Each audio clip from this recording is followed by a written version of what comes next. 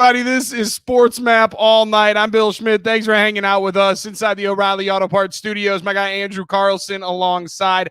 Andrew, this is a fun Tuesday. Maction is back now. This is like the regular slate that we'll get. 3 games on Tuesdays. Plenty of some sweet action for us to get into, as well as top 5, bottom 5. We're going to debut our guy Coos coming up in the second hour of the program, who wraps up the week in the National Football League. Kurt Heelan stops by in the first hour of the program. I can't wait to talk NBA with Kurt, one of the best NBA writers in the world. Mets fans finally have some optimism and actually might be the envy of the baseball and sports world for like the first time ever.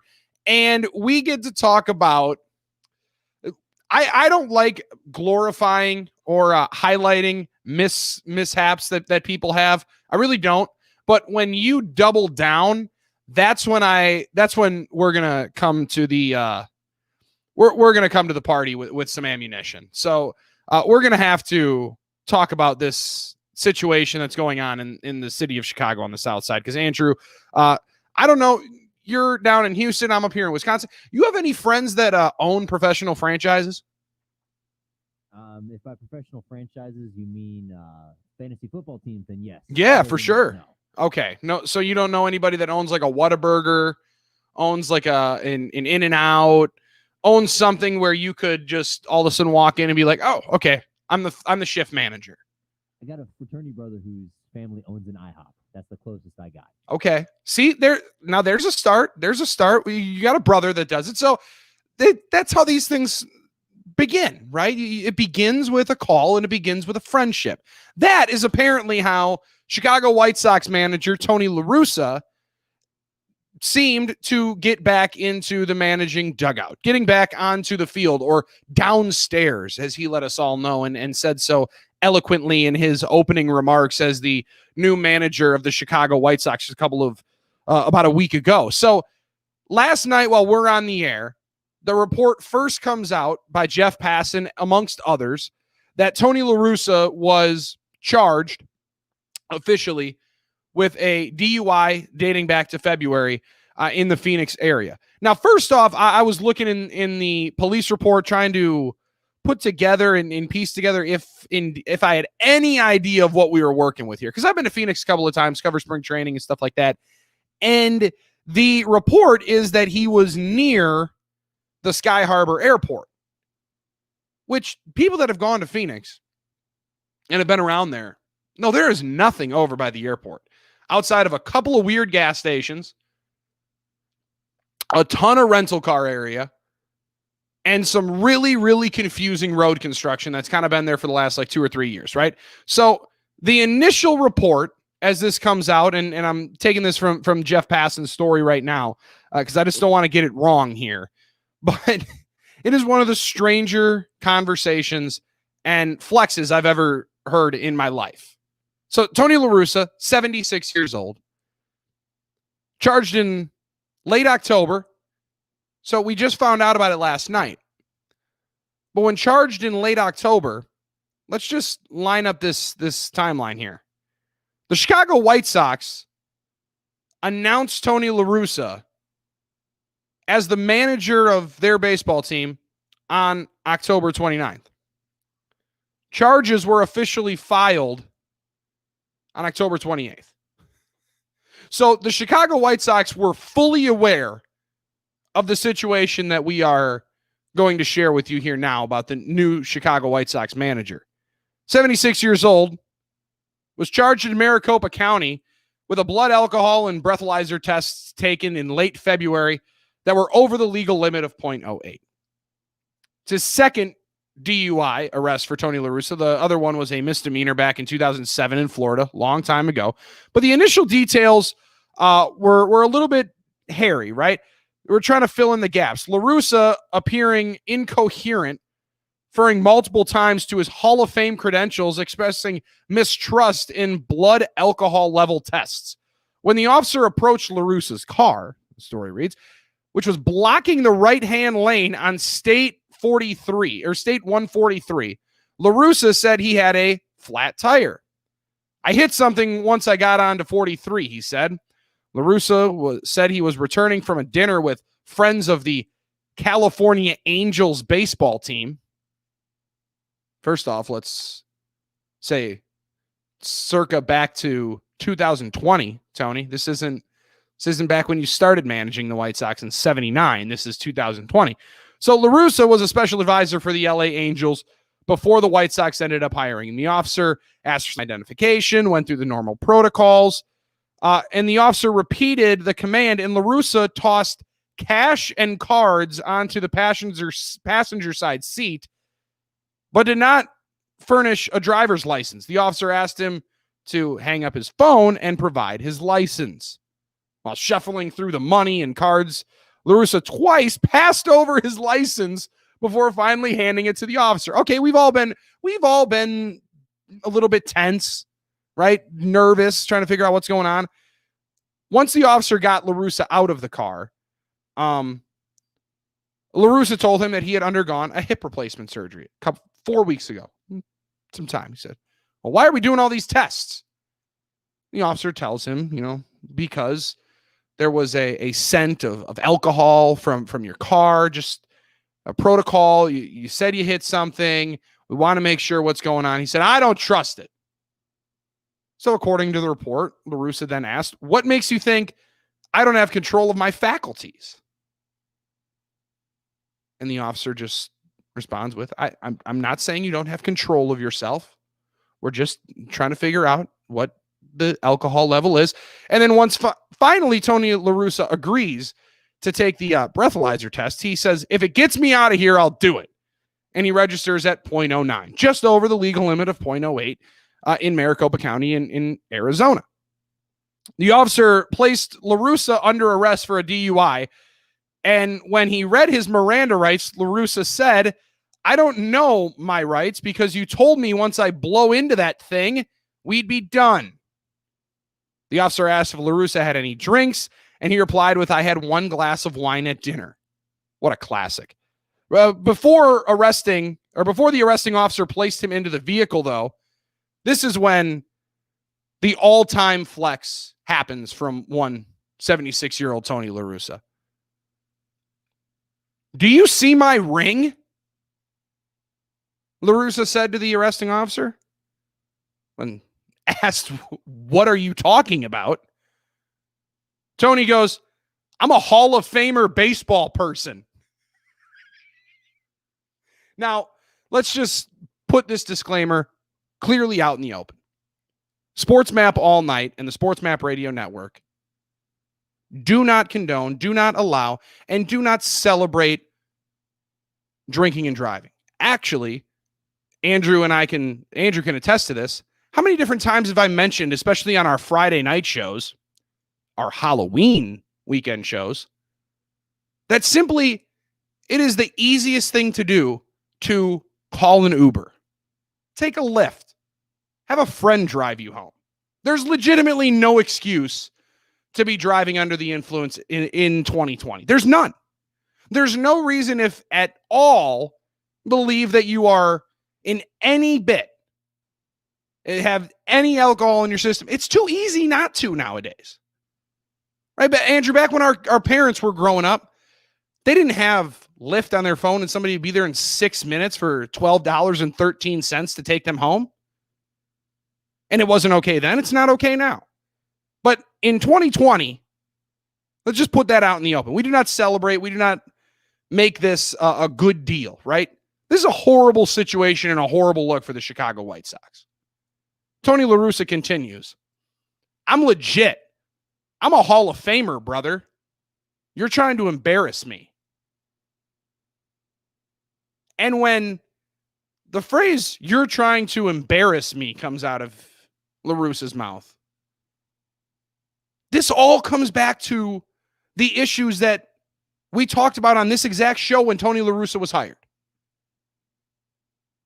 There's so many different people in this baseball world, in this baseball family, that could have been given this job, could have been given this opportunity to manage one of the best young teams in baseball. And when making a mistake and getting caught in that mistake, your initial reaction, the first thing that comes to your mind, the first response to an officer is, "You're trying to embarrass me?" No, Tony, I'm not trying to embarrass you. You're embarrassing yourself. It's clean as day. I'm not the one committing a crime here. I'm not the one embarrassing my employer of the Los Angeles Angels of Anaheim, who I had no problem throwing in there and saying that's where I was. I'm not embarrassing the Baseball Hall of Fame by showing him my ring. No, you're embarrassing yourself. You're embarrassing the person on that driver's license. And once the Highway Patrol station got near to this incident, La Russa requested a phone call about 90 minutes after the arrest. He spoke with a supervisor and declined to submit a blood sample for his BAC. "I will not comply with these tests," said Tony La Russa. "I don't trust it, brother." Where's the brother coming from? When did you turn into Hulk Hogan? Like, all of this kind of stuff and all this conversation, finally the warrant was taken for his blood, and his BAC blood test came back as .095, clearly over the legal limit. And that's 90 minutes to 2 hours after he gets picked up, right? So you don't even know where that was at. I have such an issue with people not admitting to their own mistakes and immediately throwing somebody else under the bus. And if you're the Chicago White Sox, you're Jerry Reinsdorf. More importantly, if you're Rick Hahn, right? Rick Hahn, general manager of the Chicago White Sox. It's not his baseball team. No, it's not. Now, he's orchestrated a lot of the great moves that have the Chicago White Sox in the position that they're in right now as one of the most exciting young teams in baseball. And Rick Hahn felt like he was taken out and shown where this organization is going. "Hey, we appreciate what you did. Now let us take over here, little guy. Let us take over here, buddy. We're going to bring in La Russa. We're going to set this thing all straight up." So Tony La Russa wasn't able to admit his own mistake and live up to his own mistake. Now do the Chicago White Sox have to admit their mistake and move on? Is it worse if the White Sox cave now and fire La Russa within 2.5, 3 weeks of hiring him? Because you can. They could easily get out of this. You can fire somebody for cause that, if any point, conduct detrimental to the organization, all this stuff. Is it worse if the White Sox now make the right decision? Or is it worse that simply they knew about this and let it go on? One of the best, brightest young stars in the game responded about this on social media earlier today, and I think it's a pertinent conversation to have. And we're going to read you Marcus Stroman's comments next. But 1-800-224-2004. Do the White Sox ask for a mulligan, or do they double down? And which is worse if you're Jerry Reinsdorf in the White Sox organization? Let us know. 1-800-224-2204. Bill Schmidt, Andrew Carlson in here. This is Sports Map All Night on Sports Map Radio.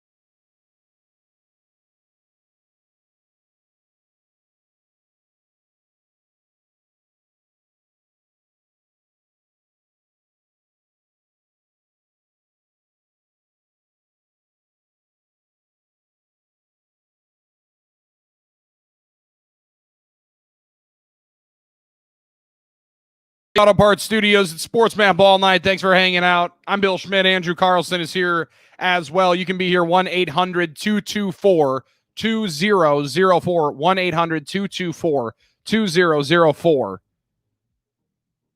Are the Chicago White Sox in a better position if they admit their mistake now and fire Tony La Russa? Or if they say, everybody makes mistakes, we're going to allow Tony La Russa to go and search out the help he needs. We want to be a part of the solution, not the problem. We're going to help him in his endeavors right now. Where is the morality line? Because it's a difficult way to meander through. However, what Tony La Russa did back in February, and the reports we're getting right now from Jeff Passan and all the folks in the major leagues that are covering the league, covering these guys and covering this story, it is one of the most disturbing ways of just trying to get away from the issue and pin somebody else for your mistake. If you're going to be the leader of a baseball team, a young team, right, that you were brought in to help this team win, learn how to win, not nurture the young players, but sometimes give them the stern push that they need. Well, if you're going to be that kind of a disciplinarian, then you need to take your own medicine and get out. We're inside the O'Reilly Auto Parts Studios. Need replacement parts and tools for your repair, maintenance, or restoration project? O'Reilly Auto Parts has you covered. Trust the friendly, knowledgeable parts professionals at O'Reilly Auto Parts. They know what it takes to get the job done right the first time. In fact, professional technicians have counted on O'Reilly Auto Parts for years. Stop by and talk to one of the professional parts people today at O'Reilly Auto Parts. Better parts, better prices every day. It's a strange debate to be in the midst of. But let me just read you the comment again. As Tony La Russa is caught, right, blows a .09, blood test comes back at a .095.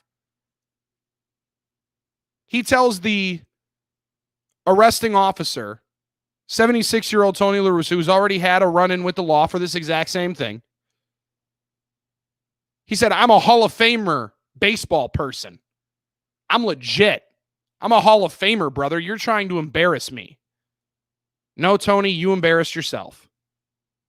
Don't put this on anybody else but yourself.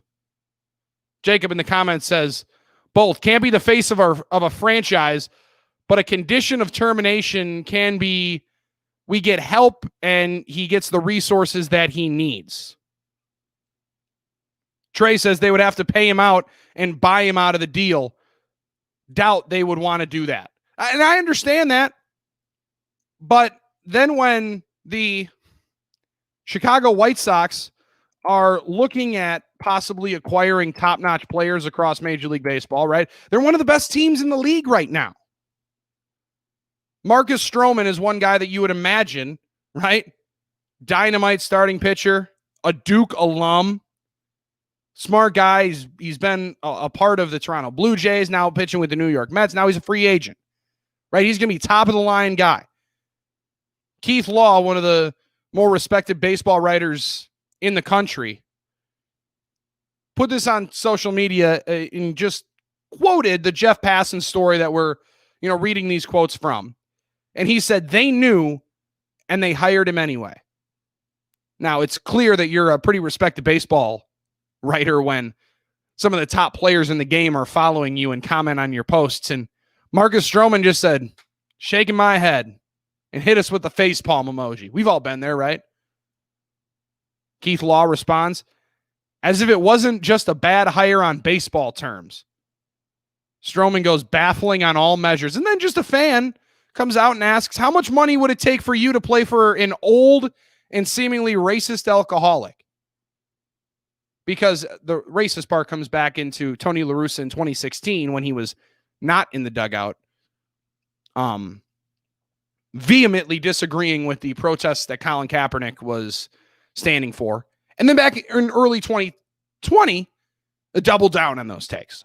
said, yeah, I still don't, agree that that's the best way to do it. Just for some more context terms, the Chicago White Sox best player, and it's arguable who their best player is. They got a lot of really good ones. But Tim Anderson has competed for the batting title each of the last 3 years. Shortstop, African-American, knelt for the national anthem on opening day. So just, once again, put that into terms. This is the guy that was hired to manage that baseball team. Young Latin stars from the Dominican Republic, Cuba, people from all across the country, white, black. I mean, it's a mixed bag of athletes. That's the world we live in. Marcus Stroman just says no amount of money, honestly. Peace of mind is always priority. So you're Jerry Reinsdorf. You pushed for this guy to get the job again because, back in 86, you fired Tony La Russa in the middle of the year, and I've just regretted it ever since. You regret this more now? Because you put the trust of your own baseball team, you put the future in the hands of this guy. And frankly, I've never met Tony La Russa. All I can tell you and judge off are the interactions that I see like everybody else. I'm witnessing this. I'm reading these comments, reading that police report. That's not somebody I want managing my baseball team. No chance. I really want him leading young players, teaching them how to win, letting him be the face of my organization? No chance. Bail out now, pay the money, and as they say sometimes, take the money and run. Sometimes you just grab the chips that you got, scoop them up, and run. All right, let's talk some NBA and clear our minds with some good news. Kurt Helin is here, NBC Sports lead NBA writer. Basketball is coming back. Kurt Helin tells you when and how next.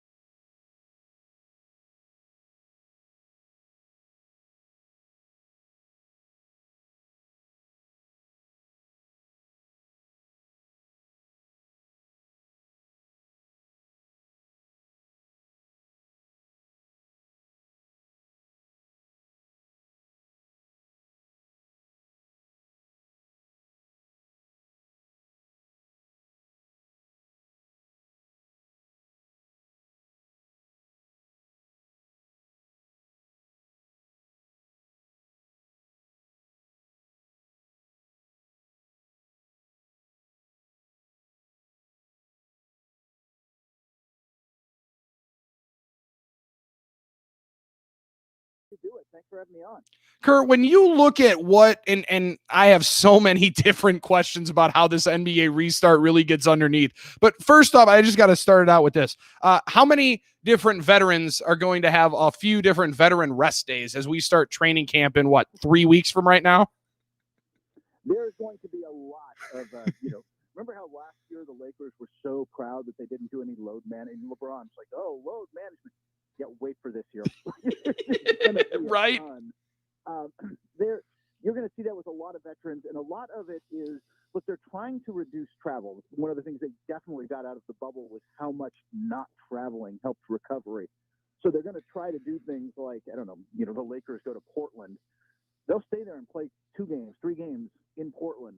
Again, play them back to back. Not back to back nights, but play them a couple times, then fly out. Some stuff like that. But at the end of the day, you're still traveling, and it's still going to be. Guys are just going to have time off. Guys are just, especially some elite players on teams that can make the playoffs, like the Lakers or the Clippers or Boston. There's other teams. They're going to just be giving guys nights off because it's going to be kind of condensed and kind of rushed. And the teams that know they can make the playoffs are going to be able to get away with making sure their guys are a little fresher. And Kurt, we heard so many different rumblings and stories coming out of the Clippers in particular. You mentioned them there as a team that did rest players, that did rest Kawhi Leonard, gave him, some preferential treatment. How much of those stories that came out late were people kind of sitting on, and were we all watching and just overlooking because they were getting wins in the bubble?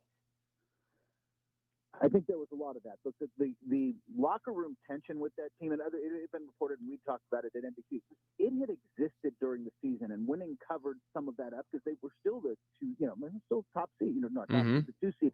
They were a very good team, and there was just a sense that this is a Kawhi Leonard team, and when this team really needs to, they're going to be able to flip the switch. And they just didn't. And part of that was that Lou Williams wasn't there for part of the, or was quarantined for part of the bubble after the, getting wings. And Montrezl Harrell legitimately had a good reason to miss a lot of time in the bubble. But they just never got time together. They never developed. And I think it's one of the things Tyronn Lue has to do is kind of find a better way to balance, and hopefully guys are healthy too, which was certainly part of it. Paul George missed a chunk of time and other stuff. You've got to balance that load management with the Lakers took the regular season seriously, and it showed when it mattered because they had chemistry. They had different guys stepped up on different nights, but their defense clicked. They were very dialed in because they built good habits over the course of the regular season. The Clippers never did that, and it came back to bite. And when you look at that group in particular, you mentioned Paul George, you look at Kawhi Leonard and what they have cross town. Yeah. What is the magic elixir? Is it a talent thing? Is it somebody else that can be brought in? That feels like that team has so many cap restraints at this point that Clipper team is kind of the one you're going to see, Kurt. It could be. They are definitely hunting around for what they really believe they need now is a floor general shot facilitator that look, Kawhi Leonard and Paul George can pretty much get buckets when they want, right? Yeah. Like they're great bucket getters, but they're isolation guys. They are not setting up teammates necessarily. And Lou Williams is sort of the same way. So what you had was a kind of isolation, a little bit of pick and roll. They like to run, but this wasn't a flowing offensive team. They didn't share the ball the way to use the Lakers as an example. Any LeBron James team moves the ball. The team moves the ball. That really didn't happen as much with the Clippers, and they are looking for a way to get somebody who helps facilitate that. Chris Paul's name has come up. That's just difficult to do because of the money involved. But there are other options out there, and I think that they're looking at those things. But you're right; on one hand, they're pretty capped out, right? Like it's just not going to be easy to do. The flip side of that is their owner will. I'm going to say I think he can swing the luxury tax. Yeah. Like if they can do something that's just expensive, they'll do it. That's not the problem. It's just finding a way through the cap rules. Kurt Helin talking NBA with us, NBC Sports lead NBA writer at Basketball Talk. Go follow him right now. You will not be disappointed. Some of the best coverage you're going to get. You mentioned floor general point guard, and you mentioned Chris Paul. Now, Kurt, I'm up here in Milwaukee, Wisconsin, so there's a lot of disappointed folks up here, and that seems to be what they could use on this Milwaukee Bucks team to get to that next level with Giannis. Where do you think they need to go? And with such a condensed free agency and trading period, what are we going to look at? And how is that actually going to be able to be feasible to have go on before December 1st? I don't know who they're going to get. I think that they do need again, Chris Paul's an all NBA level player. He's also making $85 million over the next 2 years. Yeah. The second year of that's a player option, but if you don't think he's picking that up, I would, I have some land to sell you. It just becomes hard because of the money involved, and he's making more than $40 million to swing a trade. But they need to find somebody who can help create a little bit and be a secondary shot creator. I know, Chris Middleton can do some of that, but a little bit more of a floor general, somebody else who can set guys up and put them in position. They just struggled with that at points. And it's been 2 playoffs in a row, and I'm hesitant to read too much into what happened to any one team in the bubble because it's a unique experience. And yeah. Teams didn't, and the Clippers were one of them. I think the Bucks were one of them. They didn't necessarily handle the bubble itself well as a team where like the Heat thrived in that setting.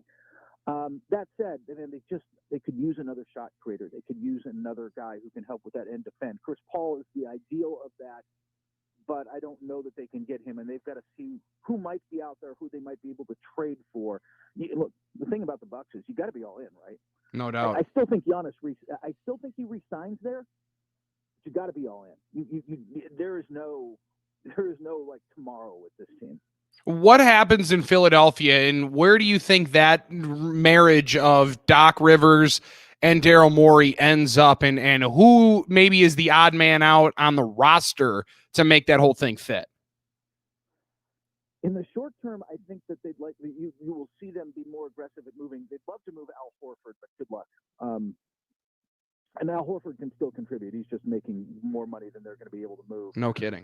So I think you're going to see a Tobias Harris or somebody like that. And Tobias played really well under Doc in Los Angeles, so maybe not him. But you will see stuff move. They're not moving Ben Simmons or Joel Embiid yet. They are going to try to make this work. They've got to get shooting. They've got to get. They sacrificed. They went big when they tried to take when the league sagged, and they didn't work. So they got to get more of a traditional floor general, somebody who can create a little more in the half court for them in the pick and roll. Maybe they've got to get just more shooting. I mean, Shake Milton was just getting nothing against Shake Milton. He's a nice player, but they were having to throw him out there because they don't have enough shooting. They've got some roster tweaks to do. But that said, Doc Rivers is a really smart X's and O's coach, and I think people sleep on like how he used Blake Griffin in really smart ways to improve Blake's career and then create that Lob City team that, but for injuries, might have won a title. I mean, we'll never know, but like certainly was one of the best teams in the NBA for a couple of years. I think they're going to try to make it work. If it doesn't work this year, then you've got to take a hard look at how you want to build this team, but they're not there yet. How do we look and try to grade what this offseason looks like, especially with the draft? I mean, I'm still so enamored with what Golden State does with that quick pick right out of the gates, because, I mean, there was so much talk that, they'll go and flip it. They'll go get a star. They'll get somebody that's proven, ready to go. But with this type of a season, with the unknowns in the salary cap, where the money is going at some point, maybe this is the right time to go and get a Wiseman if he's there and build for the future at that point for Golden State. They also just might not have a choice because their options for trading that pick aren't that great. The problem True. is, look, if this isn't a year ago, there is not, forget a Zion Williamson at the top of the draft, there is not a John Morant. There is not, as one, and there's in next year's draft, I mean, the top guys in this draft will be lower, much lower next year. Like, as one scout put it to me, most years the guys going 1, 2, 3 in this draft are more like 4, 5, 6. Wow. Right? Like there's just not that top end. There's a lot of guys who are potentially nice role players that you're going to be able to get from 8, 9 on, who could in a couple of years with a good development program could be a quality rotation player and maybe a little more than that. maybe a starter. Maybe there's always some all-star that sneaks in at 13, like every year, and some guys just develop late and thrive in the NBA game. But it's just not top-heavy, and that becomes the problem in trading it. You've got to hope somebody falls in love with LaMelo Ball or Wiseman to get out of one of those first two picks. And I don't know that team is out there. Maybe with LaMelo. Maybe because I think I don't think, like you talk to people around the league, he's got the highest ceiling of anybody in the draft. He is the one guy.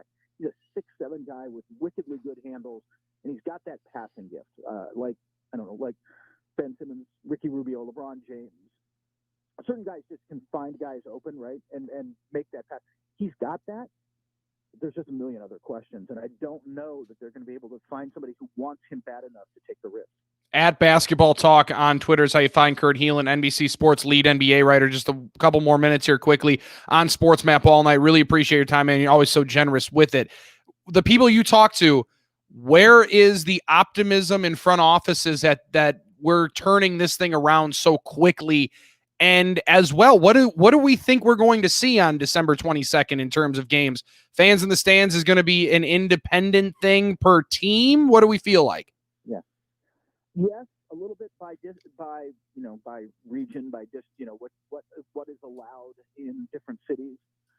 They're also, what they're really talking about with teams is getting half the suites filled in buildings. Look, that's for fans who don't know, and most of them probably do, a widely disproportionate, like 70-75% of the income for a lot of these arenas comes from the suites or the really expensive seats, close to those premium seats generate a disproportionately large amount of income.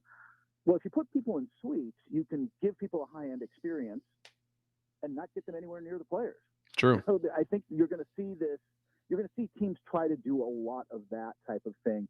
But I'll tell you that there's real concern among trainers and teams about this fast turnaround and injuries. And not just the fast turnaround, but like the speed with which nobody thought everybody was thinking, it's January, maybe it's March. Oh no, we're doing December. And players weren't ramping up like a normal off season. And when you get guys kind of rushing back, there's a real concern you could see some injuries at the front half of the year just because guys aren't in the condition they might normally be. They haven't had a chance to ramp up the same way. Thinking that was the same issue that we were going to see in the bubble, where the soft tissue injuries, the pulls, it's going to be scary. But how important was this for the league quickly for getting games on Christmas Day, and what was that driving force? Look, this whole schedule was driven by TV. Essentially, the TV partners came to the league and said, "We want games on Christmas, and you're done before the Olympics because we don't want playoff games going head to head against the Tokyo Olympics." That let's assume they happen. I work for NBC, so I'm now knocking on wood somewhere. For sure. But that was essentially the marching orders. And amazingly, if they don't do that, there was rumors that those teams, they've got negotiations coming up. That these TV deals have a few more years, but those talks start early. There was talk about maybe opening it up because they took a bath last year they paid a lot and they didn't get the ratings out of season, and they would want to open things up. And if there weren't games on Christmas, there might have been clauses that allowed them to open it up. And nobody knows exactly what's in that contract. But anyway, the bottom line is the TV sides wanted it, and everybody went, "Yeah, okay, you got it," and you got a deal done. So that was what drove all of this. Man, it is something else. Money drives the world, huh, Kurt? I'm just starting to learn that. Appreciate the time, man. Kurt Helin, NBC lead NBA writer at Basketball Talk. Go do it right now, and you get the best coverage on the NBA. Appreciate it, man. Thanks again. Anytime. Take care. Thanks, man. That's Kurt Helin once again, guys. NBC Sports lead NBA writer. He's one of the best in the business. Go follow him right now at Basketball Talk. Joins us on the Progressive Guest Hotline. Quote, buy, and save on home insurance with Progressive's new Home Quote Explorer only at Progressive.com. And Progressive is proud to honor our veterans by donating cars to move their lives forward, especially in times of need. Learn more about their Keys to Progress program and plans for 2020 at KeysToProgress.com. We're back in a moment. Bill Schmid with you on Sports Map all night. Just so good. Helin's done. Really good one.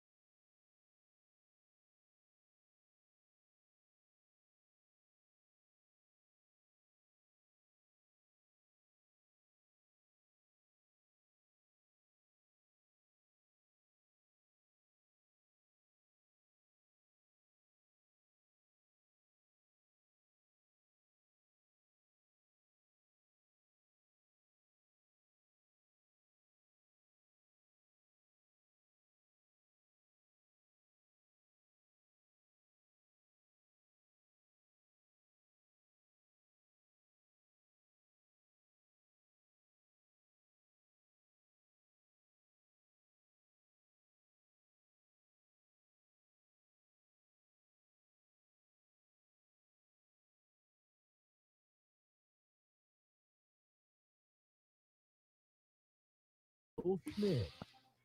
Hour number 2 of Sports Map All Night is live with you on a beautiful Tuesday. It was actually disgusting out here today. I lied to you.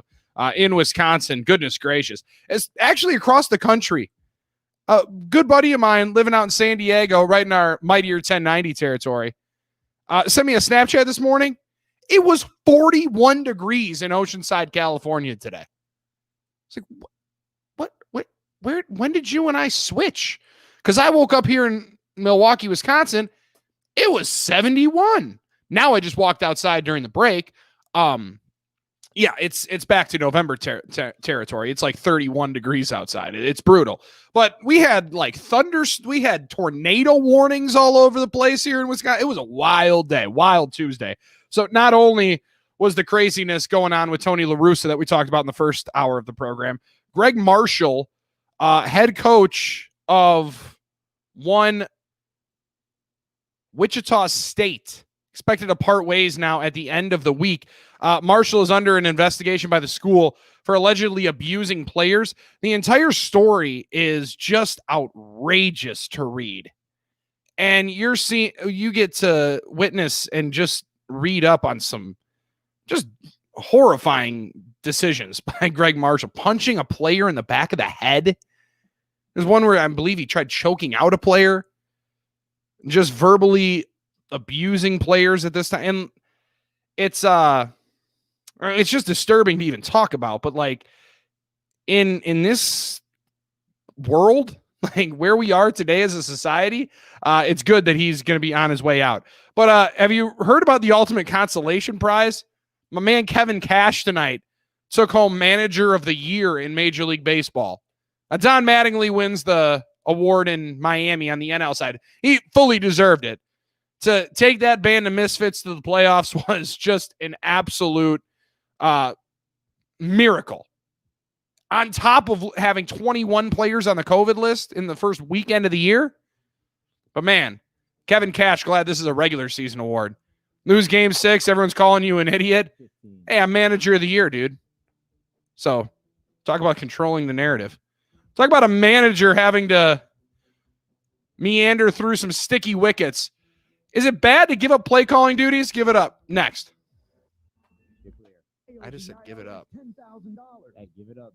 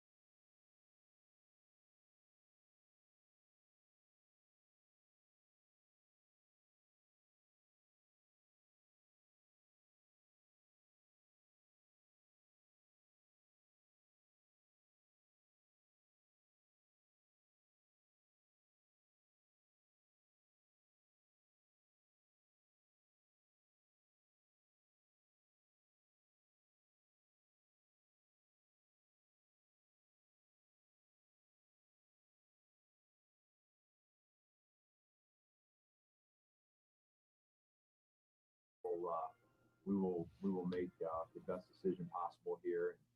I think that's a part of some of the decisions that we look at for sure. That's the head coach of the Chicago Bears, Matt Nagy, discussing the possibility of giving up play calling duties. But is giving up play calling duties the best thing for a struggling head coach to do, or writing your own walking papers out? Because I tend to lean on the former there, saying that if you're struggling in your football team offensively, it just can't find its way out of a paper bag. Because look at the Chicago Bears in the last 3 games. I mean, their offense has just been absolutely putrid. Being able to not put up points against the Tennessee Titans, who was like Oprah's favorite thing, scoring touchdowns on Tennessee. You get a touchdown. You get a touchdown. Brandon Cooks, they gave up, 40 to Houston, Andrew? Yeah, they gave up a decent amount, yeah. Like, there's so many different moments that you're looking at this Bears offense saying, okay, this has got to be the week that they bust out of this thing, right? And it just has not come. And for Matt Nagy, back in week 3, when losing to the Atlanta Falcons on the road, I thought it was a great decision. I thought it was a winning move. I thought it set the tone for the entire season as to what that Bears team was going to be about, that we're not going to let the general manager's kid burn down this season like he did one before. Their defense is too good. They got too many all-pro talents over there on the defensive side. They got one at each level, which is the key to winning in this league. Eddie Jackson in the back end is a baller. Roquan Smith, one of the best inside linebackers, sideline to sideline. I think that phrase gets overused a little bit in this league. That kid's got now speed. Like, he covers a pitch onto the right side as quick as anybody in the league. Danny Trevathan on the inside, he's won a championship. He knows how to get it done. Khalil Mack, may I say more. Akeem Hicks is one of the most underrated defensive players in the league and has been for quite some time. He came off an injury, missed most of last season. So they had a lot of great pieces there in Chicago going into this year, that the offense was going to be the issue. Would they be able to at least just put up enough consistent offense to win games there for Matt Nagy? And the answer is no so far. In the last 3 games, this is their scoring output. 10, 23, 17. And one of those was an overtime game. So you're just consistent. And 16 points against Carolina the week before, 23 against Carolina the week before they won, 20 against Tampa Bay. And it took, 11 Tampa Bay turnovers for them to win that game? They've scored 30 one time this year. It's the NFL in 2020, guys. Teams stumble into scoring 30 at some point. So, with an offense that's got Allen Robinson on the outside, a Super Bowl champion at quarterback, and I know Nick Foles is not your standard Super Bowl champion quarterback, right? But the guy can make throws. And for Matt Nagy to stand up there, that was yesterday, and discuss the possibility of actually handing off play calling duties. Most believe that as an offensive-minded head coach, you're brought in and you're supposed to be an offensive guru, an offensive mastermind. You're going to groom the new quarterback, the rookie kid, picked number 2 overall in front of Deshaun Watson and Patrick Mahomes. You're going to groom him into a superstar. And sometimes the talent just doesn't stack up. But I really do think Matt Nagy is a qualified head coach in the NFL. The wins and losses speak for themselves. 5-4 this year. They're on a 3-game losing streak. Before that LA game, they were the number 1 overall seed in the NFC.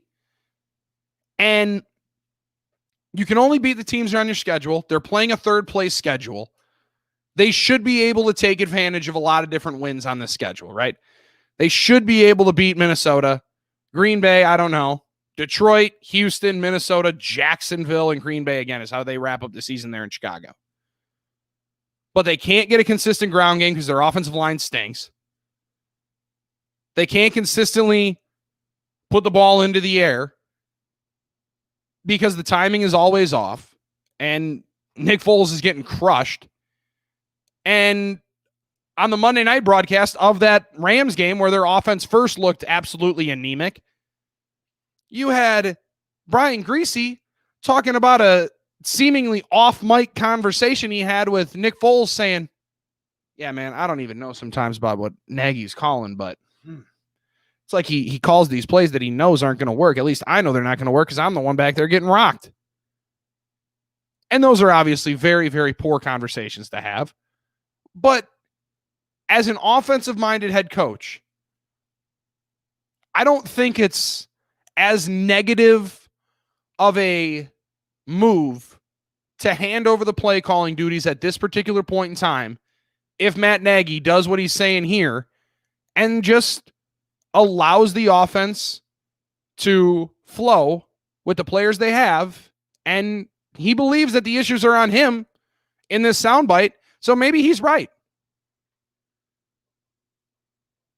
If you continue to insist that you're the issue and the offensive issues are because of you and they all fall on you, maybe they're not because of you, but everything falls back on you, you're the head coach, I don't think it's a death sentence to your head coaching career, especially in one position, one place, to hand over play calling duties and allow a guy like Bill Lazor or John DeFilippo, a guy that's called plays before, to make that move. Here's Matt Nagy today at the podium.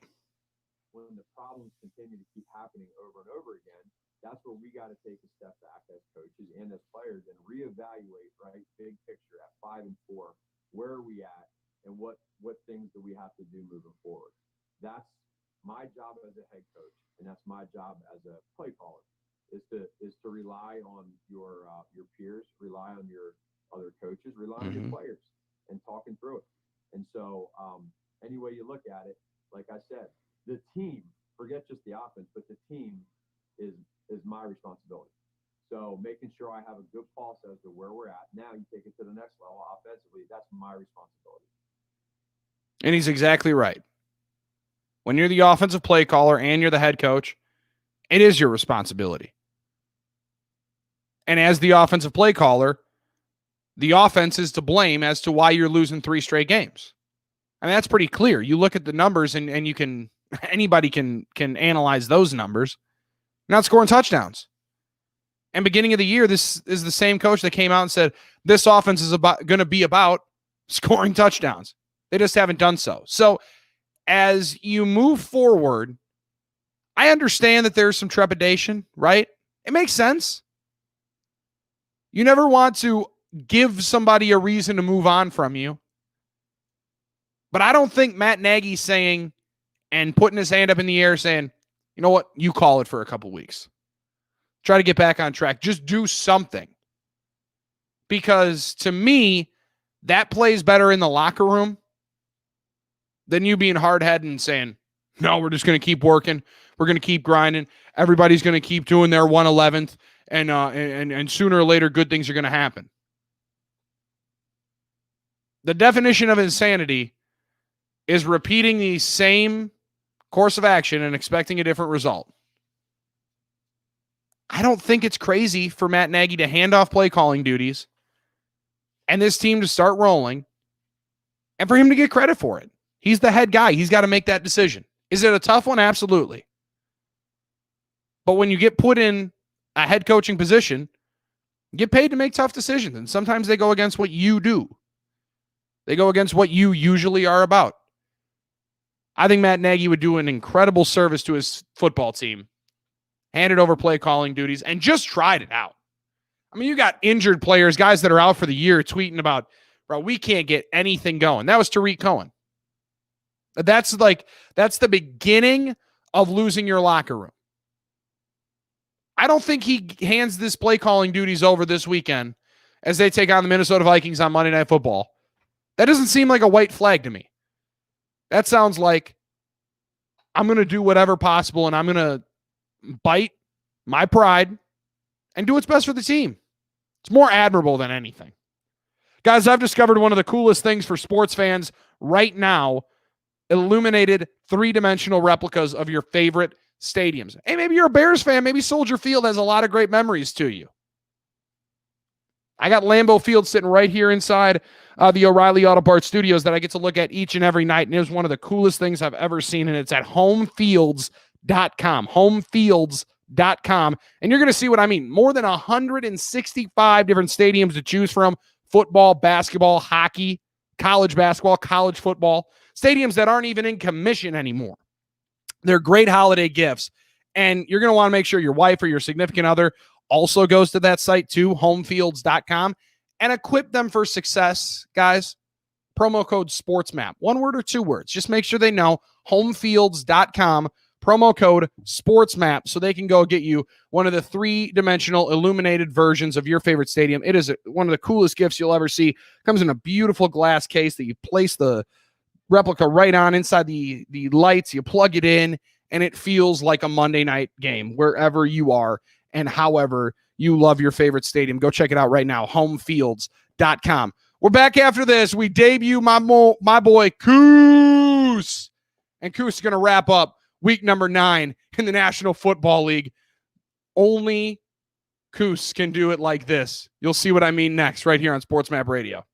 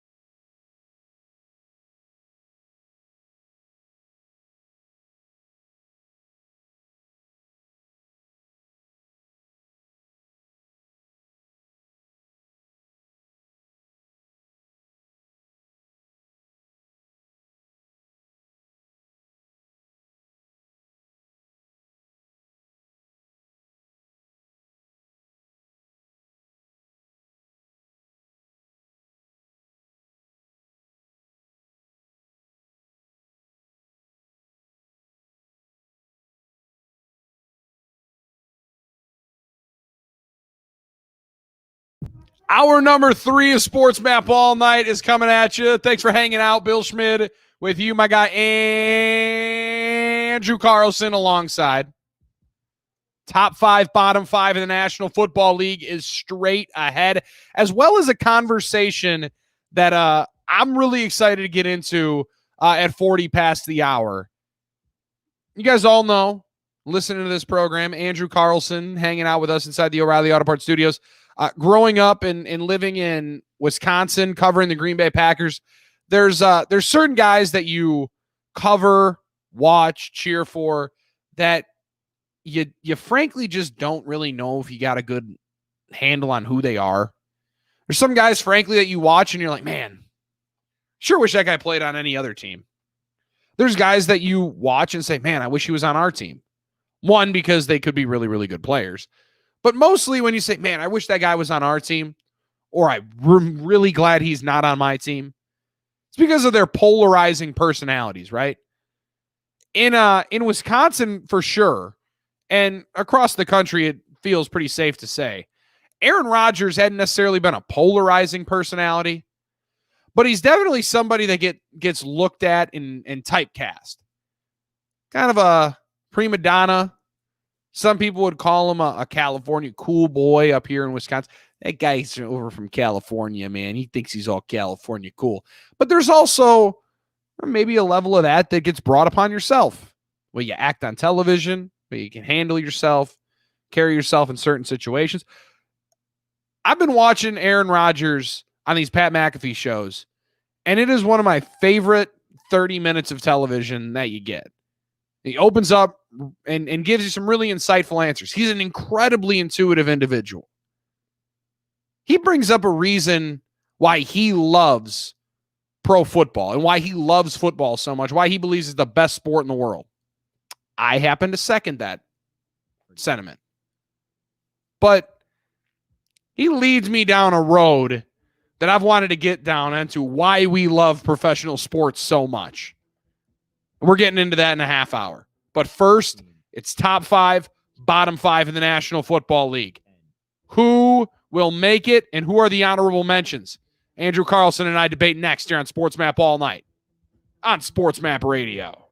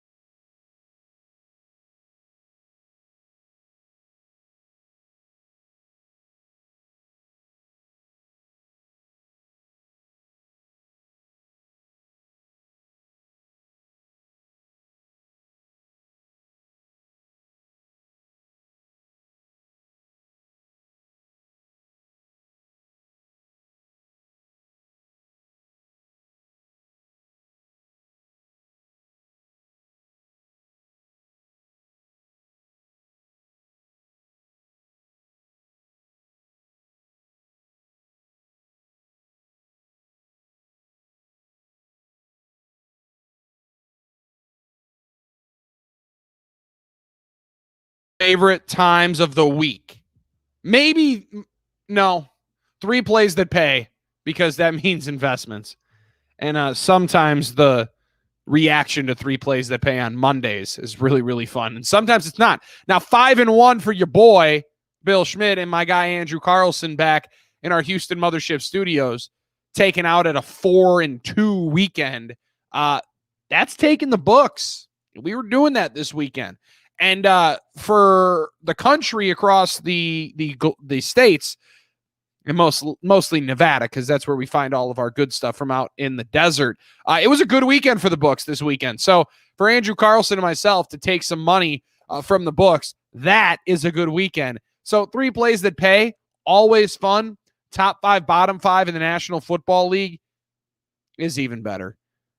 What teams make it and what teams make yours? 1-800-224-2004. All right, Andrew, I'll start it up with my top 5 teams in the National Football League in order from 5 to 1. Now, starting up here at number 5 is a difficult one for me to put on top here. I got some really tough honorable mentions, one of which already beat this team that is sitting at number 5. However, I know it was a beat-up team that they beat this past weekend.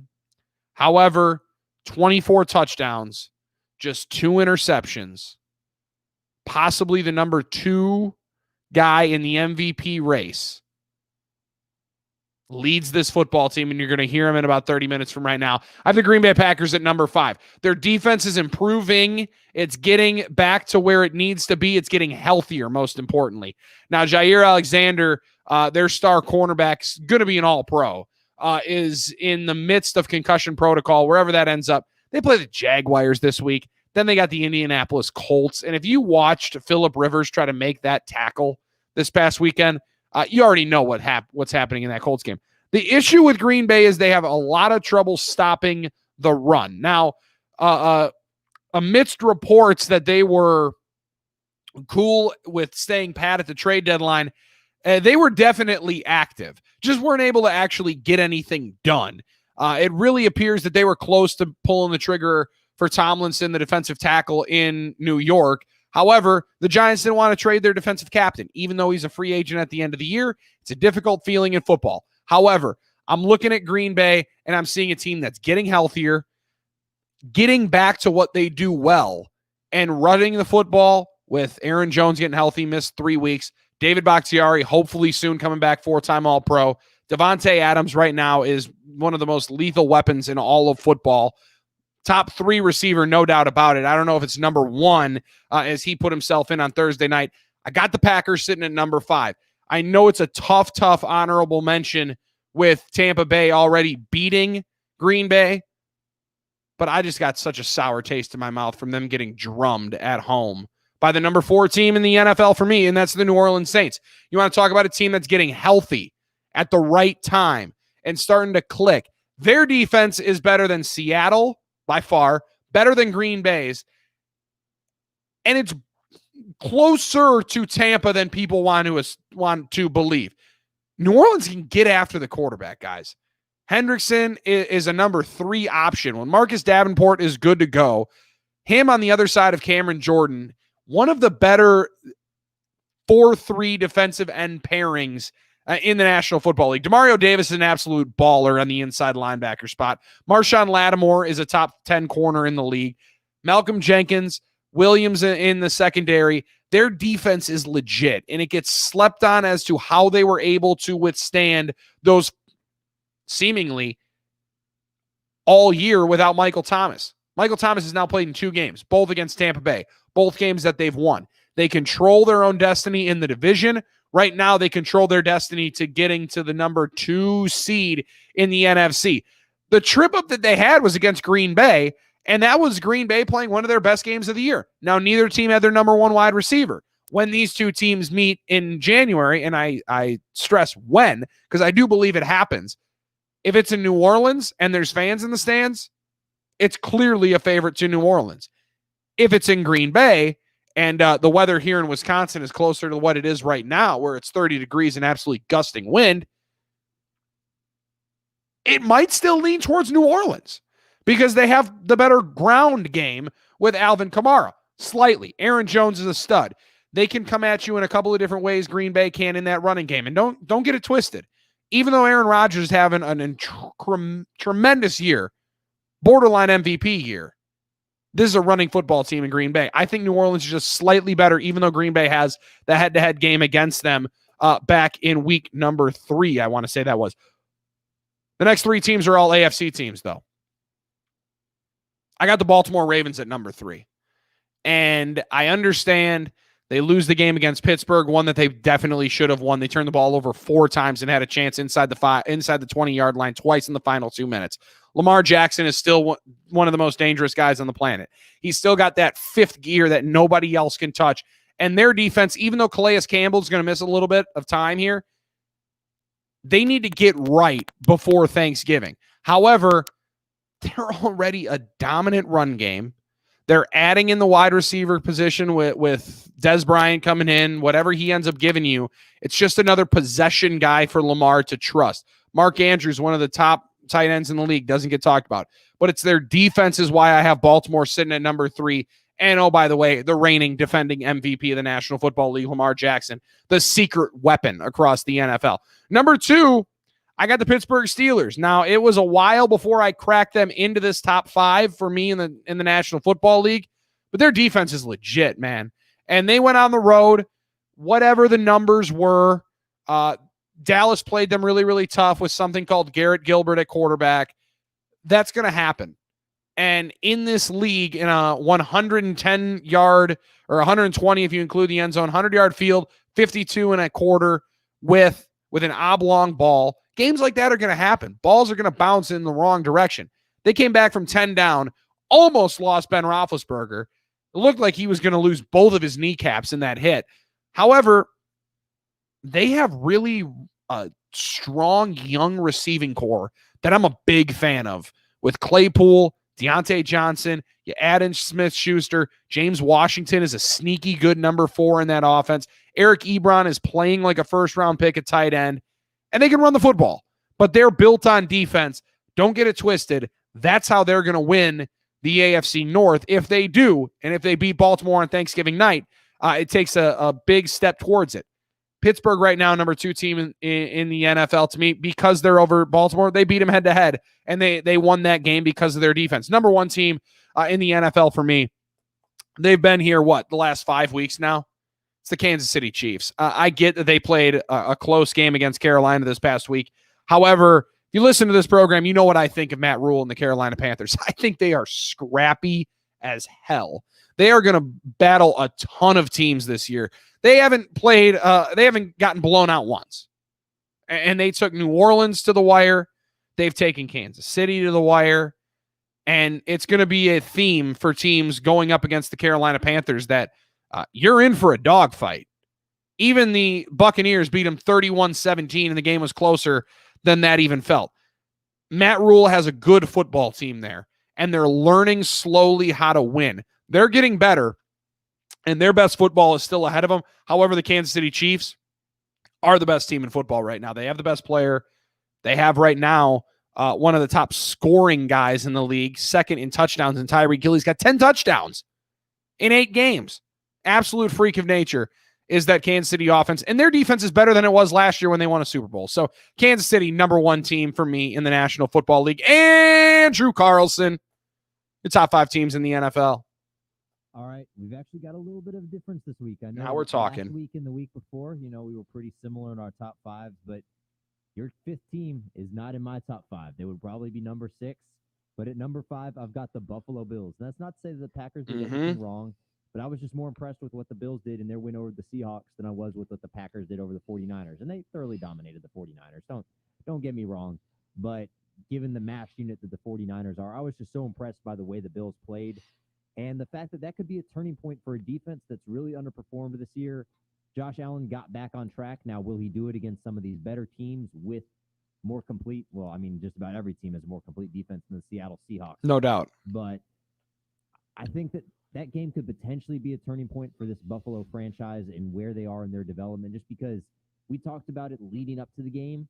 They haven't had a statement win like this since Sean McDermott, since Josh Allen have got there. This was their first real big statement win, and I'm thinking that it propels them to a playoff spot and potentially more this season. At number 4, I've got the Baltimore Ravens. I think we flip-flop the Saints and Ravens at 4 and 3 here because, to me, the Ravens are just such an interesting team. I see the talent. I see how fantastic the defense is. I see the results. I see the record. And yet, at the same time, I'm also like, I don't think I've seen them play good football for a sustained game this entire season. Mm-hmm. Like, I don't think they've played anywhere near their best football. And the fact that they are where they are despite that is sort of scary to me. I don't know if they put it all together, but if they are, I think they still have a decent shot at being the best or second best team in the league. At number 3, I've got the New Orleans Saints. I have a lot of respect for what Tom Brady and the Tampa Bay Buccaneers have done over these past few weeks. And that just made what the Saints did on Sunday night even better for me. It was a truly impressive tour de force from those guys down from New Orleans. I mean, they just absolutely dominated the Tampa Bay Buccaneers in every single facet of the game. I would put them higher if I could, but the Steelers are number 2 because they're unbeaten, and they've just been their defense. You can say what you want about the injuries, the injury to Devin Bush. We've seen some of the ramifications, some of the effects that it's had on them. But the fact that they're still playing at the level they are, I mean, full credit to them, to Mike Tomlin for not letting the level drop at all. No doubt. Just been absolutely fantastic. And as long as Ben Roethlisberger is healthy or even 50% healthy, he's going to play. And I think we're seeing just what a difference it makes having a competent NFL quarterback versus Duck Hodges, Mason Rudolph, or whatever the hell else they threw out there last year. Still managed to win 8 games. And at number 1, I know that they've lost the game. And for some people, that would put the Steelers at number 1 over the Chiefs. But to me, the Chiefs are the best team in football, and it's not close. I've said this for about 3 weeks now. They play the best complementary football out of anybody in the league. When one phase of their team isn't working, the other phases step up to help out. If the special teams is having a rough day, the defense steps up. The defense wasn't great against the Panthers. Well, you know what happens? Got this little guy called Patrick Mahomes back there who can bail you out when you need to. I've heard of him. He's pretty good. When you've got those sort of options, when you've got 3 very strong phases of the game, and when one isn't as good, the others can step up. I mean, look, what else can you say other than they're the best team in the league? KC rolls into their bye at 8-1, and I mean, it's not like their second half of the schedule is a cakewalk by any stretch of the imagination. They go to Vegas coming out of the bye on Sunday Night Football, which you and I have talked about Vegas. I think that they're pretty good for the way that they've built that organization, built that team. Traveling to Vegas is not going to be easy. Then it's at Tampa Bay, get some bereavement with the Broncos. At Miami is looking like a more and more difficult game. At New Orleans, home against Atlanta, home against Los Angeles to close out the year. So, I mean, you're going to see Kansas City get tested, but I agree with you, man. I just don't know how you don't put them in there. And for Buffalo, to me, it was as close of a 5-6 as it possibly could have been. I agree with you. What they did against Seattle is super impressive because it's a game that they needed to win to make a statement. However, that Seattle game was the statement win for Cam. And like, that's the part of it that keeps going into my mind. Seems like everybody throws for 350 against Seattle, but also 350 and 415 are a completely different story. That's what Josh Allen did in that game. And Buffalo deserves some major credit, no doubt about it. All right. Honorable mentions for me, Buffalo, Tampa, and Seattle. What about the teams that make the bottom 5? Ugh. But congratulations. There's one team that got themselves out of the relegation zone. We'll tell you next on Sports Map All Night.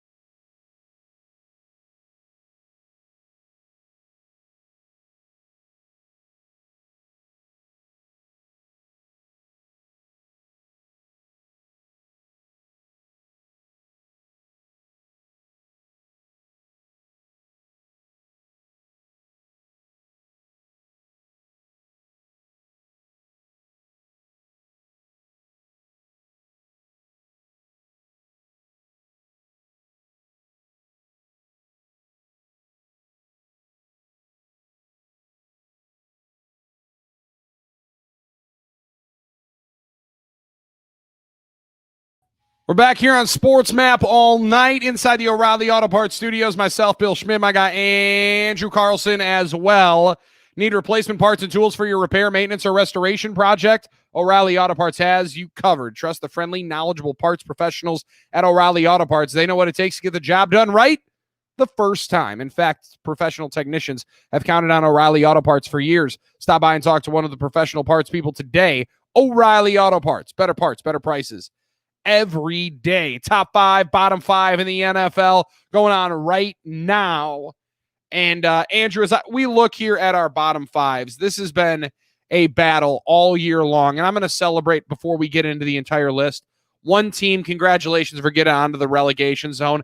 They win this week, so I could finally get them out because now they have 2 W's. I wanted to find a way to get the New York Giants out of the bottom 5 all year long because they're improving each and every week. They're getting better. They're buying into the coaching that Joe Judge is doing. They're buying what Jason Garrett is selling on offense, who's a little bit more competent of an offensive coordinator than he is, I think, as a head coach. So congratulations, the New York Giants, number 27 for me this week. So they are no longer in the bottom 5. They deserve a round of applause. Big fans. Congratulations, New York Giants. You're out of the relegation zone. You get to stay in the NFC East. Well, that's not necessarily a celebration for many teams because the number 28 team in the NFL for me, the Washington football team, same deal. A team that fights really hard. Their defensive front is pretty stacked up. But, man, they're on their third-string quarterback. I know their third-string quarterback is a former number 1 overall pick in Alex Smith. It's a great story. It sounds nice. Ron Rivera talked about it earlier today. He is going to start this week. He doesn't see it as a negative. I do. I mean, they're down to their third-string quarterback. Terry McLaurin is just begging for somebody to get him the football on the outside. Antonio Gibson looks nice. They're not good enough to get out of here. Number 29, bro, you almost lost and allowed yourself to hang and play with the Jacksonville Jaguars. And that Houston Texans defense is bad. Andrew, you told me too many different times how bad that defense truly, really was in Houston. And they allowed something called Jake Luton to go down to the wire and have a chance to tie that football game in the final minute and a half of that game in Jacksonville. Jacksonville goes and plays Green Bay this weekend. That's what a top 5 team in the National Football League or 6 is going to do to Jake Luton, and they're going to make Jake Luton just an absolute figment of everyone's imagination. That's what I thought J.J. Watt was going to do against Jacksonville. In the second throw the guy has, what was it, his 3rd play in the National Football League? He throws a 75-yard touchdown. Houston's defense is atrocious. Even though I like some guys on that team, they're going to be number 29, and it's crazy to think that they're that low with that quarterback, Deshaun Watson. It's stunning to me. Shows what coaching does in this league. Number 30 team in the National Football League for me, talk about starting something called Garrett Gilbert. AAF fans are just screaming at their radios or their Alexas, saying, how on earth is this dude bashing what Garrett Gilbert did in Orlando in the AAF? Hey, he was balling with Steve Spurrier. This is the National Football League, brother. Coin a Tony La Russa. A little bit different game here. And Dallas hung with Pittsburgh, gave them absolutely everything they could handle and a little bit more. So congratulations, you move out of number 31. You're now the number 30 team in the National Football League for me, the Dallas Cowboys. Once again, the team that I did pick to go to the Super Bowl this year. So I'm holding that L very, very strongly and proudly, I might say. Also, number 31 team, I just mentioned them, the Jacksonville Jaguars. They're starting Jake Luton. Gardner Minshew can't play right now because he's hurt. James Robinson is a very, very bright spot. Undrafted rookie out of Illinois State, playing tremendous, running so hard there. But Jacksonville's going to have the 2nd overall pick in the draft for a reason. They're bad. They really just are. And their defense, with all the guys that they've traded away, God bless Myles Jack for still being there in the middle of that defense. It's a tough situation to look at. Doug Marone's just counting the days that he still has left and cashing in his contract until Shad Khan and Tony Khan go and blow him out and grab somebody, I imagine, out of the college ranks, depending on who their quarterback is that they draft this year. I think they go and try to pair him with a young, dynamic college coach to be the head guy there in Jacksonville. Number 32 team, must we say more? They did exactly what they wanted to do. yesterday on Monday Night Football. The New York Jets just hung around and then ultimately lost, because if they would have won yesterday, it would have put them in a precarious situation to maybe get the number 2 overall pick and lose that chance at drafting Trevor Lawrence. But let me just read you quickly before Andrew gives you his bottom 5 in the National Football League. The Jets are now 0-9. Listen to the schedule that the Jets have. They're not winning a game. At Los Angeles, home against the Dolphins, home against the Raiders, at Seattle, at Los Angeles for the Rams, home against the Browns, at New England. They're not going to win a game. They're going to end up going 0-16 and being one of the worst teams to ever play in the National Football League. They're number 32. Andrew, your bottom 5. Bottom 5, I was able to take the Giants out, just like you said. We've talked about it for a couple weeks. They're a team that's playing hard. They're getting better, and they don't deserve to be in there after the win over the Washington Football Team. Who does deserve to be there? My Houston Texans. I've got them and the Giants basically in the same tier, but just because the Giants seem to be on a track where they're improving week to week, and I can't say the same for the Texans. I've got the Texans at number 28. Number 29, I stay in Texas. I've got the Dallas Cowboys. That team is just, look, the team is not good anymore, but credit to them for what they've done to try, and the fact that their effort on the field has seemingly stepped up over these past couple weeks is a positive sign. Number 30, I've got the Washington Football Team. They're on their third-string quarterback. The team's just not all that talented. Ron Rivera is doing the best he can, but there's not a whole lot to work with. Number 31, I've got the Jacksonville Jaguars. I don't know what more can be said about how bad this team is, and they're not trying anymore. Gardner Minshew probably could have played these last couple of weeks, but he's not, and I think that tells you where the team's mindset is at the moment. And then at number 32, what else needs to be said? It's the New York Jets, and it's going to be the New York Jets for the rest of the season. Yeah, no, they're not finding a way out of there.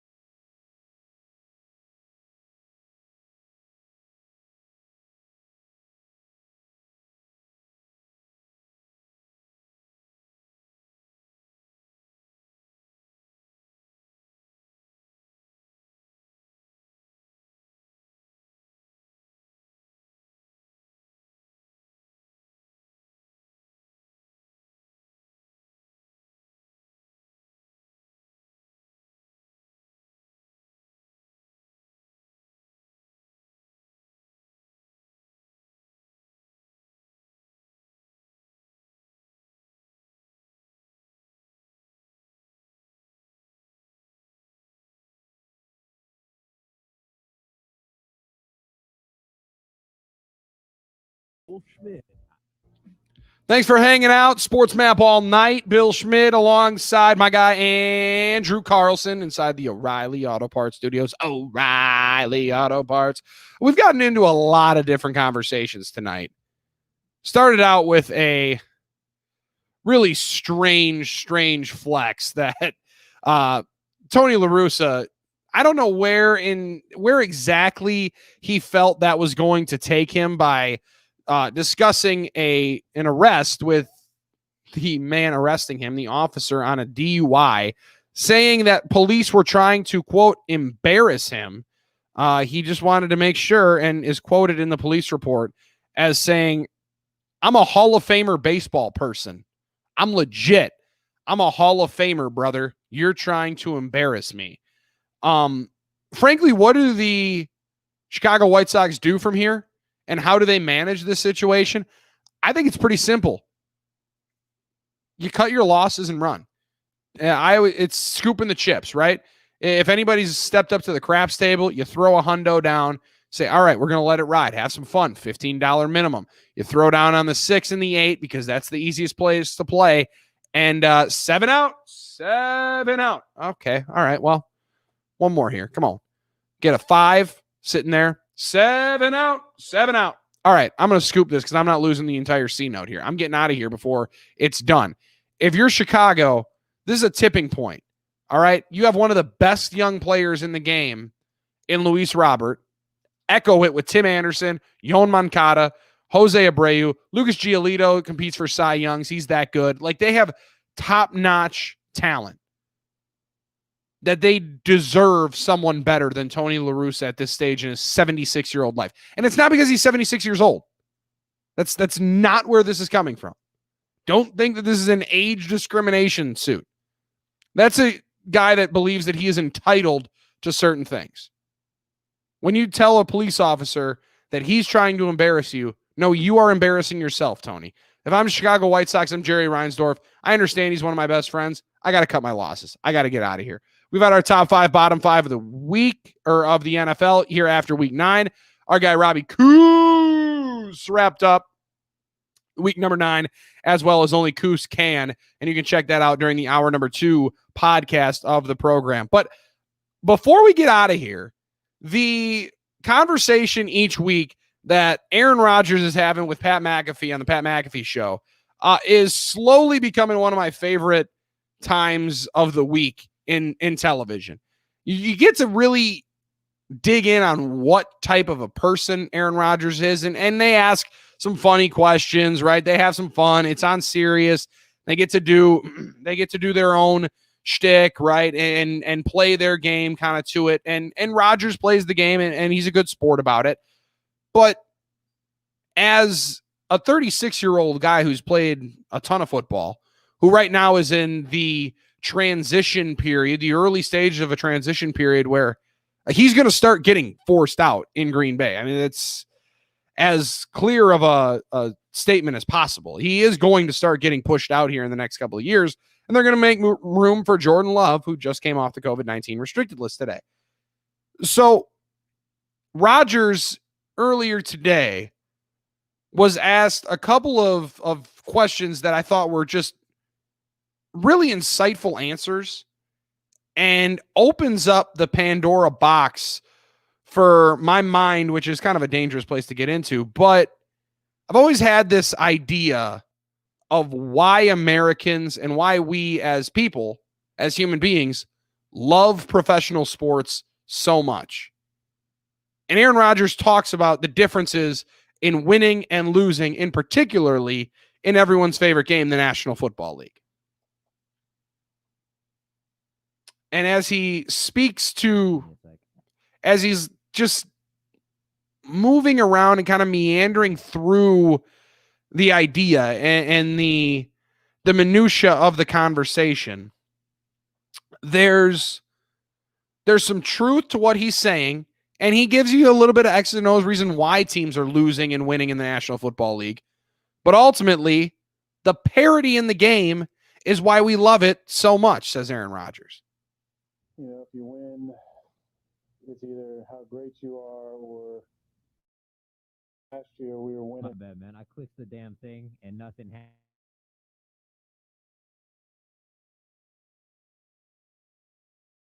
Sometimes if I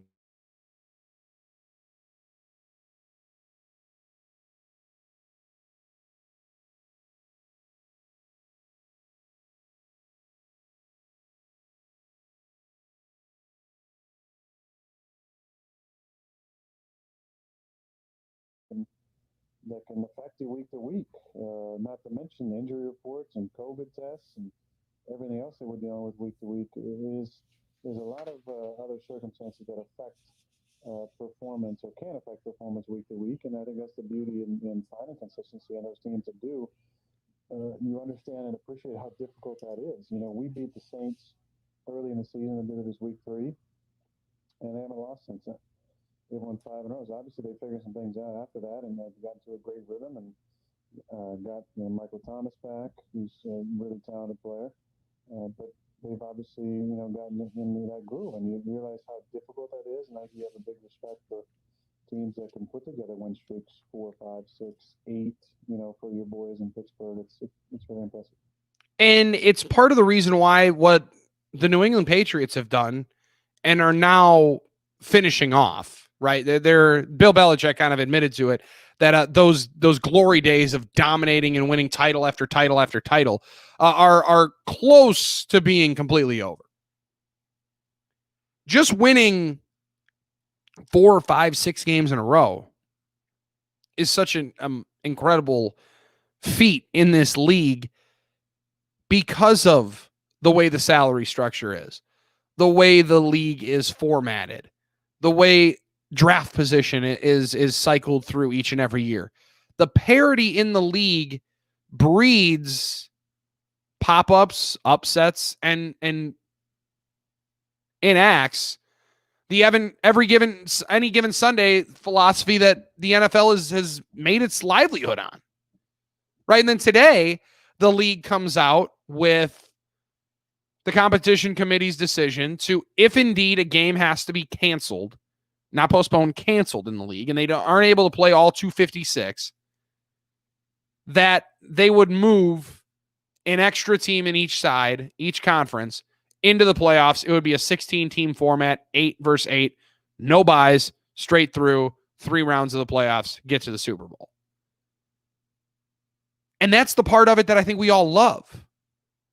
The ability to be gone at any time.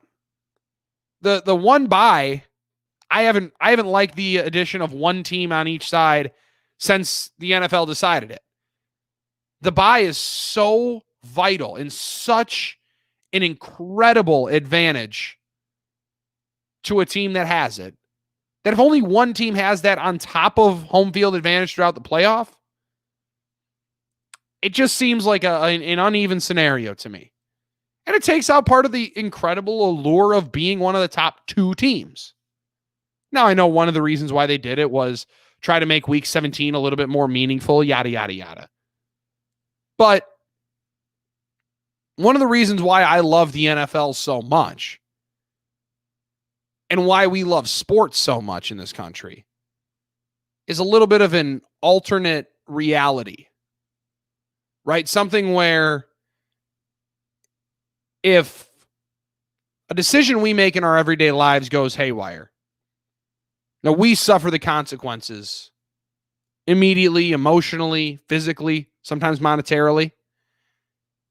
And in fandom, we're able to go into this alternate universe where we believe that we're making some of these decisions. We say what we would do, but ultimately the wins and losses have absolutely nothing to do with you sitting on your couch, whether it's a different t-shirt that you put on each and every day, whether it's a different dip that your mom makes before each and every game.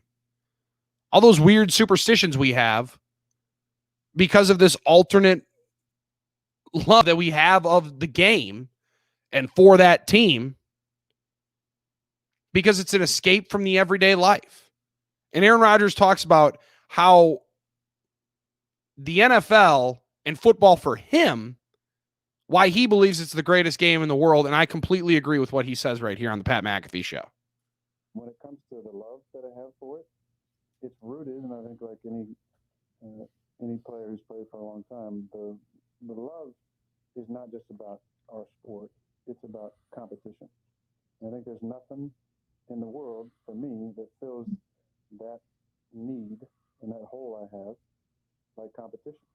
I think players who play for a long time at a high level, you have that need to be satiated competitively, and it's a love of going out there and going against guys and being in an environment where you know that nothing is guaranteed.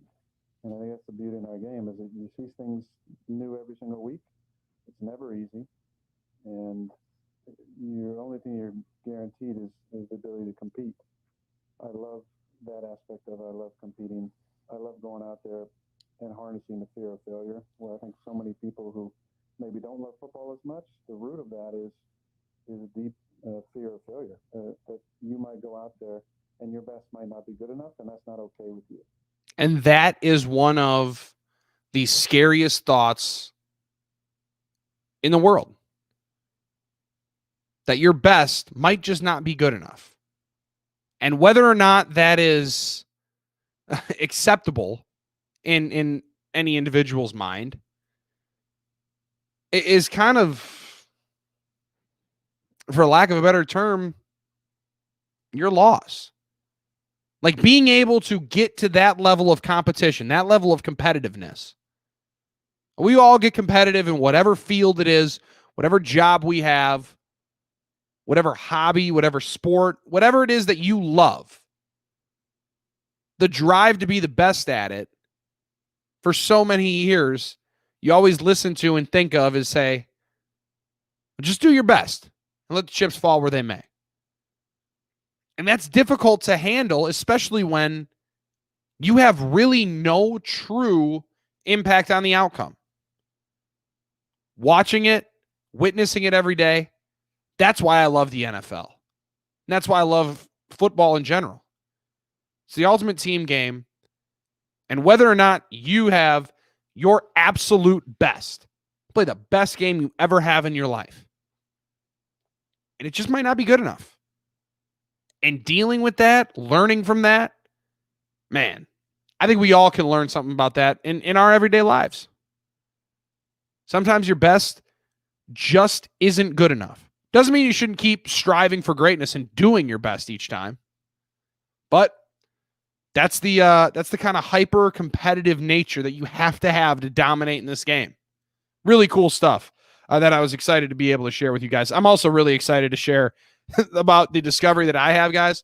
CBD, Infinite CBD, even better, CBD with no THC is one of the best discoveries I've ever had, guys. It's life-changing, and it's coming from Infinite CBD, from their freezing point cooling creams, which help me manage my aching hip that Andrew Carlson hears me complain about every night, and their tasty yet relaxing vegan gummies. Infinite CBD's line of products have 0% THC and are non-intoxicating, which makes it ideal for people seeking the benefits of cannabinoids without the mind-altering effects of medical marijuana.